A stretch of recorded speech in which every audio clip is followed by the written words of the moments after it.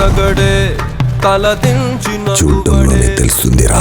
పడితే వదలడే తన పేరు విజయుడే. వాడిని కంటిన్యూస్గా వర్క్ చేస్తూనే ఉండండి. బావయ్య రాయ్ వెళ్ళేం చెప్పావు? డాక్టర్ కేసు వాపస్ తీసుకున్నాడు. ప్రతిమాలాన్ సార్, అసలు నేను టేబుల్ తొడవమని ఎవరు చెప్పారు? అయినా నువ్వెందుకు ఈ పనులు చేస్తున్నావు? నీ పని డైలీ నా రూమ్కి వచ్చి ఆ దీపం వెలిగించడం మాత్రమే. ఈ టేబుల్ తొడవడం లాంటి పనులు చేయొద్దు. నీ కొంట్లో బాగలేకపోతే ఈరోజు లీవ్ తీసుకోవాల్సింది కదా. ఎందుకు వచ్చావు? అంటే సార్ అది నువ్వు ఎప్పుడూ ఓ కారణం చెప్తావు కానీ ముందు పద, నేను హాస్టల్లో డ్రాప్ చేసి వస్తాను. ఈరోజు రెస్ట్ తీసుకుందువు గాని. వద్దు సార్, మీరు రాత్రంతా నిద్ర లేకుండా ఫంక్షన్లో ఉన్నారు.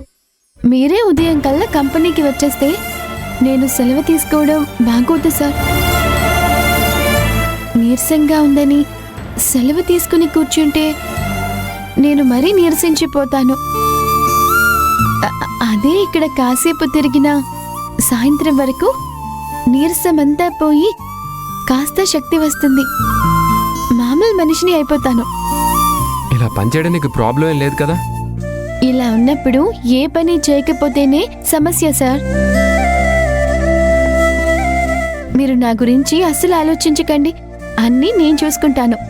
నేను వెళ్ళనా సార్? సరే ఆనంది.